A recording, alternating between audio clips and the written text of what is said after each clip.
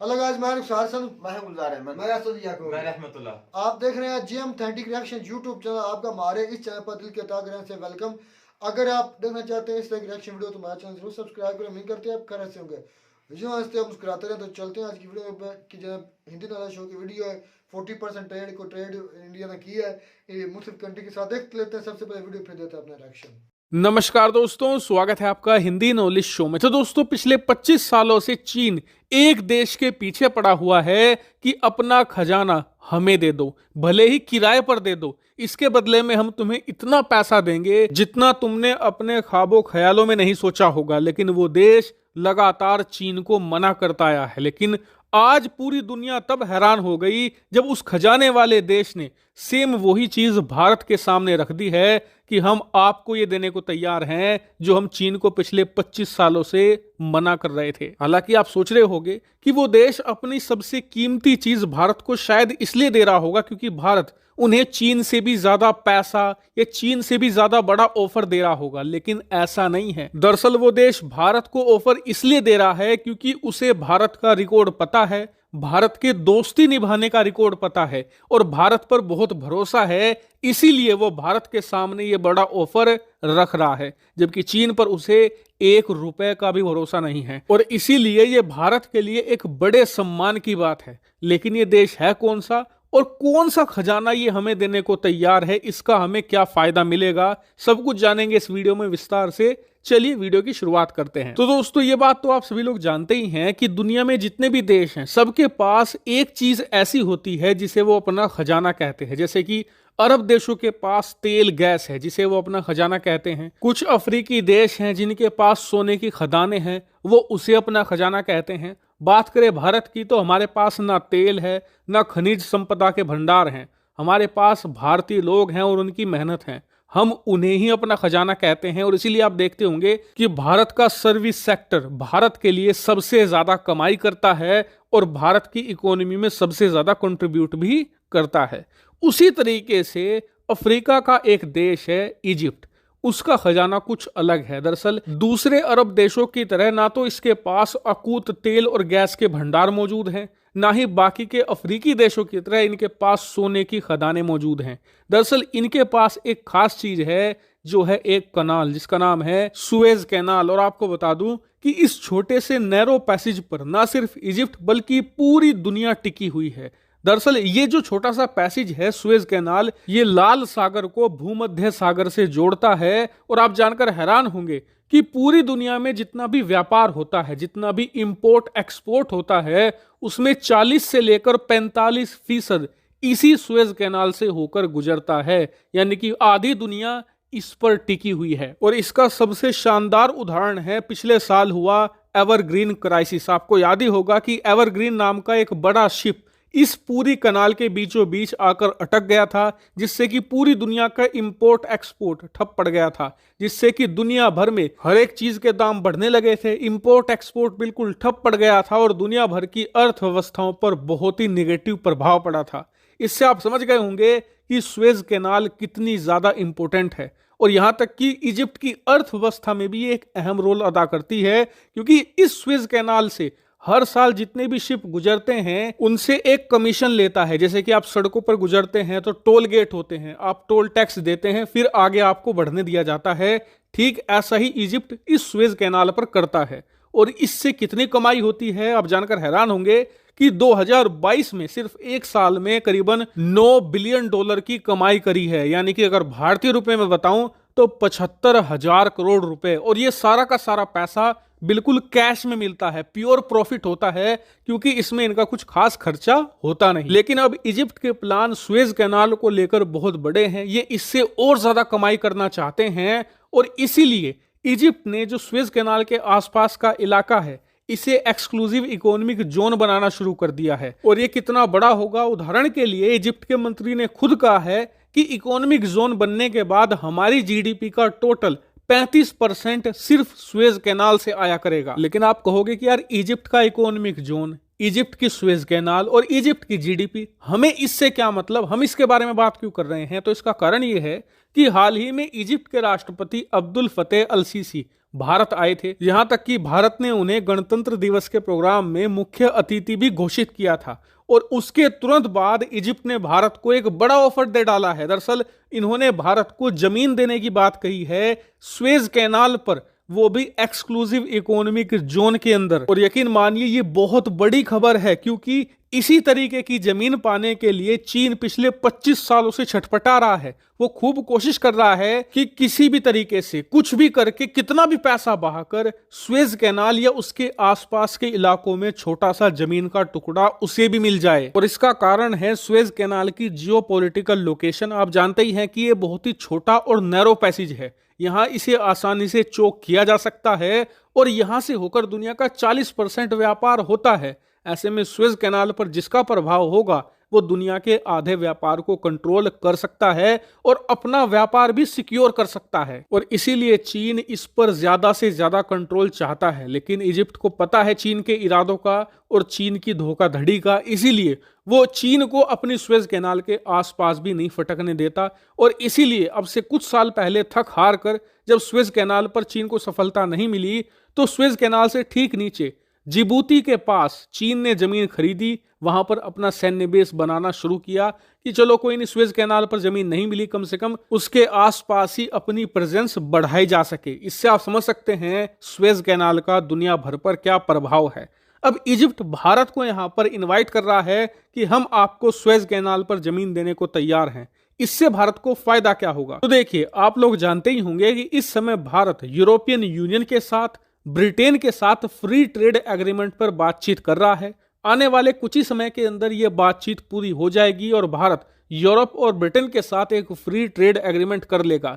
इसके बाद भारत का व्यापार यूरोप के साथ आसमान छूने लगेगा। भारत जमकर एक्सपोर्ट करेगा यूरोप को और ये सारा एक्सपोर्ट होकर गुजरेगा स्वेज कैनाल से। और इसीलिए अगर भारत की प्रेजेंस होगी स्वेज कैनाल पर तो हम अपने एक्सपोर्ट को सुरक्षित रख पाएंगे, अपने व्यापार पर भी नजर रख पाएंगे। और कोई भी देश अगर इंटरफेरेंस करने की कोशिश करता है, भारतीय व्यापार को प्रभावित करने की कोशिश करता है, तो हम ऐसी स्थिति से भी निपट सकते हैं। यानी कि स्वेज कैनाल पर भारत को जमीन मिलना आने वाले समय में हमें और भी ज्यादा फायदा पहुंचाएगा, जैसे जैसे हमारी अर्थव्यवस्था बढ़ती जाएगी। हालांकि इस पूरी रिपोर्ट पर और इजिप्ट के इस ऑफर पर आपका क्या मानना है, कमेंट करके। जो पब्लिक डे पर वो इजिप्ट के आए थे सदर, तो उसका भी असर नजर आ रहा है इंडिया को कि कितनी इज्जत उसको दी गई थी, तो उसका भी सिला भी मिलने जा रहा है कि चाइना जो 25 साल से स्विस कैनाल इजिप्ट के पीछे लगा, कितनी चाहे आप रकम ले लें,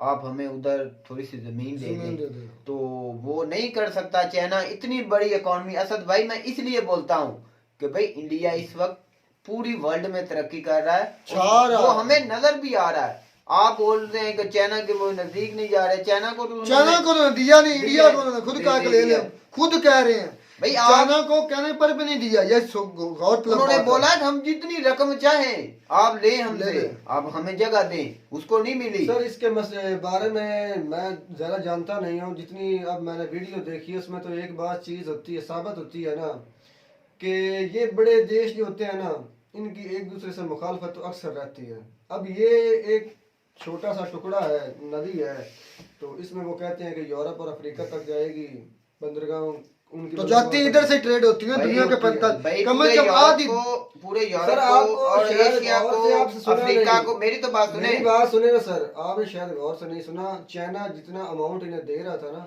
इंडिया वाले उससे ज्यादा दे रहे हैं। समझ में आई बात? वो कह रहे हैं हम कुछ नहीं दे रहे, ये बात कह रहे हैं ना। आप वीडियो में शायद आपने गौर नहीं किया, भी चाइना कहता है हमसे जितना मर्जी ले लो। ये यार उन्होंने एतमाद जीता है भाई, उन्होंने इज्जत दी है, उन्होंने इज्जत दी है। इज्जत देने के बाद उन्होंने वो जो चाइना है ना, वो उसका म्यार चाइना का तो पता है, उन्होंने भाई आगे जाना है, कर्जा देगा, पैसे देगा, हम उतारेंगे नहीं तो वो कब्ज कर जाएगा। इंडिया ने पूरी दुनिया में यही निजाम है, पूरी दुनिया में बिल्कुल सेम टू सेम जो लफ्ज आपने बोला है।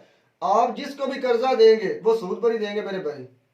ऐसा तो कभी भी नहीं होता कि जो आप पैसा देंगे वो सूद पर नहीं देंगे और वापस नहीं भाई लेंगे। चाइना का जो माइंड सेट है ना, वो किसी को कर्जा देता है उसकी जगह पर वो जाता है, जैसे उन्होंने अपना ग्वादर बंदरगाह दिया है उस पर कब्जा कर चुका है, ऐसे ही वो कब्जा कर लेगा उस पर भी, इसलिए उन्होंने ना किया। सर ऐसा तो हर देश करता है, जितने बड़े देश हैं, आप यूरोपियन कंट्रीज को देख लें, वो भी बिल्कुल ऐसे ही करते हैं। अब जो कर्जा नहीं देगा वापस करेगा, जारी का उसके बदले कुछ तो देगा ना उन्हें। तो ये बात होती है आप ना। बोलते थे ना कि जो चाइना है उसको इंडिया कभी नहीं बीट कर लेगा। तो ये सर एक मामूली सी चीज, भाई ये आपको मामूली चीज लग रही है, मामूली सी चीज, ये जो स्विस किनाल है, तो ऐसा हो रहा, मेरी बात सुनो, या तो ऐसा होना कि वो इंडिया की जगह तो दे ही दे रहे हैं, तो उन्हें वहां से गुजरने दे रहे हैं और चाइना को ना गुजरने दे। ये या तो आप ऐसी बात करें, बात ऐसी नहीं एक है। मुल्क पर एतमाद करना और उसको जगह देना, ये बहुत बड़ी बात है, बड़ी कामयाबी है इंडिया के लिए।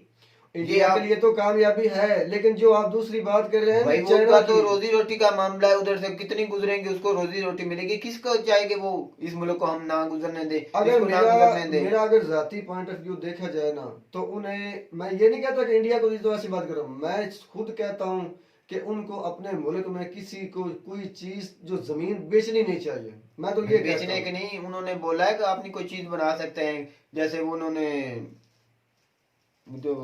जो है ना एयर जो बंदरगाह एयर बेसिस बना सकते हैं। ये नहीं कि वो पक्की पक्की इंडिया को दे देंगे, वो उधर अपना ठिकाना बनाना चाहते हैं, जो ये अच्छी बात है। तो कभी भी वो अपने बेचेंगे नहीं करता।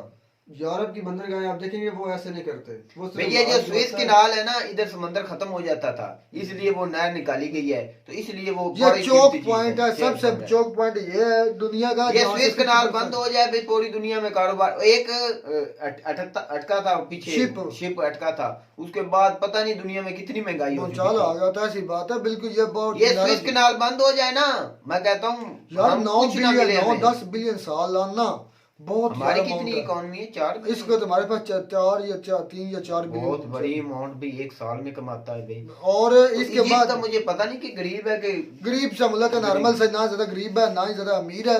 बात ये नहीं कि वो गरीब है या अमीर है, बात यह है कि इंडिया ने उनका एतमाद जीता है, इंडिया के लोगों पर उसने एतमाद किया। पूरी दुनिया आप देखें, जो वैसे दावेदार तो बहुत हैं, अपना अमेरिका दावेदार है, हम अमन के दावेदार हैं, पूरा यूरोप कहता है कि हम बड़े अमन के खां, अमन के दावेदार हैं, लेकिन उन्होंने किसको चुना?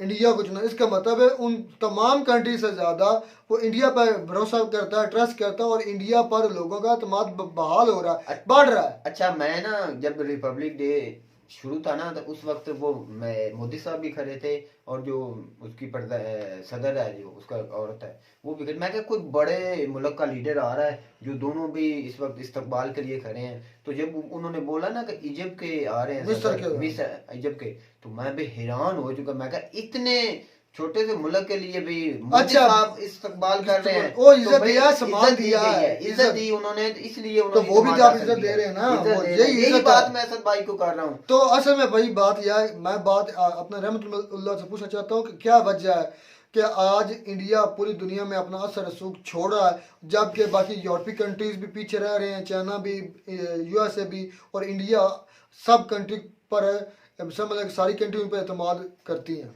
जी देखिए, उनकी सबसे बड़ी बात तो ये है कि जो उनकी आवाम है ना, वो बहुत ज़्यादा मेहनत कर रही है, और उनके जो लीडर्स हैं वो ये चाहते हैं कि यूरोप से भी ज़्यादा जो इंडिया है वो ज़्यादा तरक्की करे। वो देखें जिस तरह उन्होंने ये किसी और मुल्क को ये नहीं कहा कि आप हमारी वो क्या उसका नाम है स्विस कैनाल है वो खरीद लें, उन्होंने चाइना को भी नहीं दी, उन्होंने खुद ये कहा है इंडिया को उन्होंने कहा कि आप इंडिया में कोई ना कोई तो इस तरह की खूबी हो। वही मैं पूछना चाहता हूँ, आपको क्या लगता है, क्या खूबी बेची नहीं, क्या वो ईमानदार है, वो सिर्फ बेसिस बना रहे हैं, उधर ठिकाना बना रहे हैं, जगह दे दी है। आप क्या समझते, क्या इंडिया के लोग ज्यादा एतमाद के काबिल हैं बनिस्बत पाकिस्तान के? जी देखिए, ये बात तो नहीं, पाकिस्तान के भी जो है ना वो इत्मीनान वाले में, लेकिन उन्होंने इंडिया को इस वाले भाई रुखसार की मैं बात जरूर करूंगा यहाँ पर। मैंने एक वीडियो में पहले भी कहा था कि बात ऐसी है कि इंडिया के पास वसाइल हैं। देखें, इंडिया के पास वसाइल हैं तो वो उन्हें इस्तेमाल करते हैं और लोग उनका साथ देते हैं अपने फायदे के लिए। अब बात आपने कर दी पाकिस्तान की, मैं गारंटी से कह सकता हूँ कि अगर पाकिस्तान जिस लेवल पर इंडिया है ना, अगर इस लेवल पर पाकिस्तान होता तो मेरा नहीं ख्याल कि उनको मुल्क में आने की भी जरूरत पड़ती। अगर ये हालत अगर पाकिस्तान की होती तो उनको मुल्क में अब आने भाई की मेरी जरूरत सुन ना ले, पड़े। मेरी सुन ले तब भी वो जगह दे और देते सुन हैं। ले मेरी बात। हम भाई गुलजार, शायद आपको याद है, हम कल या परसों बैठे थे स्कूल में, ग्राउंड में बैठे थे, तो दोस्तों के साथ गपशप लगाई जा रही थी इंटरनेशनल रिलेशन पर, मुख्तलिफ कंट्रीज पर। तो उधर एक हमारे भाई जो दुबई रह कर आ रहा है, तो उसके दुबई में हमारे अपने ही गांव के एक बहुत बड़ी फैमिली उधर सेटल है, उनका बहुत बड़ा उधर कारोबार अपना है। तो वो बता रहा था जब मैं इधर से गया तो मैं 4 महीने सिर्फ कमरे में बैठ रहा, मुझे वो पाकिस्तान अपने नहीं लेकर गया है। जब मेरे वो कह रहा है मेरे रूम के साथ ये एक हिंदू रहते थे, हिंदू का इंडियन रूम मुस्लिम था, था, इंडियन मुस्लिम था या जो भी था, हाँ इंडियन मुस्लिम था उनका, इंडियन मुस्लिम था, उसका नाम भी उसने बताया।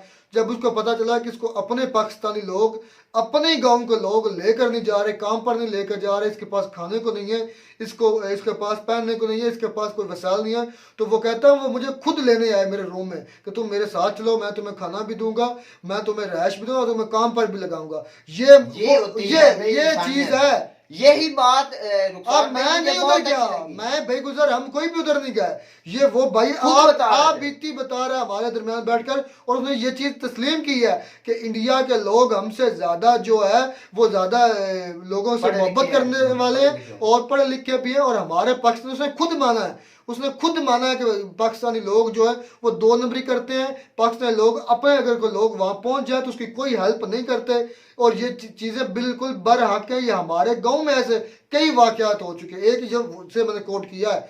तो ये बात भी असद भैया माने कि हमारे इस वजह से बदनाम है और इंडिया के लोग इसलिए आगे जा रहे हैं क्योंकि वो उसको हेल्प क्या करते हैं। एक गैर पाकिस्तान का, और फिर पाकिस्तान का अच्छा, था, तो वो उसको क्या पड़ी कि भाई आप बैठे रहो आपके मुल्क में, आपके मुल्क नहीं, आपको उसके पास भी इंसानियत थी, उसको हाँ सोच जी, थी। ये फर्क है, ये आपने फर्क ठुकराया, मैं तो लेकर जाऊं ना। ये फर्क एक है। दो बोल बोलने से उसकी कितनी इज्जत बढ़ गई उसके, और वो आज हमारी महफिल में बैठकर वो उसकी तारीफ कर रहा है, इंडियन मुस्लिम की तारीफ कर रहा है कि वो भी मुझे अपने पाकिस्तानी मुसलमानों ने, बल्कि मेरे गांव के लोगों ने, मेरी फैमिली के लोगों ने मुझे सपोर्ट नहीं किया जितना उस मुझे भाई ने सपोर्ट किया, और इस वजह से ना भी उनका रोशन हुआ। ये बात चीज point to be noted by God. इस वजह से आज हम बदनाम है, इसलिए वो दुनिया पर एतमाद कर रही है। तो उम्मीद करते हैं आपको हमारी वीडियो अच्छी लगी होगी। वीडियो अच्छी लगी हो तो हमारे चैनल जरूर सब्सक्राइब करें। मिलता नई वीडियो में नया टॉपिक के साथ, तब तक दीजिए इजाजत। अल्लाह हाफिज।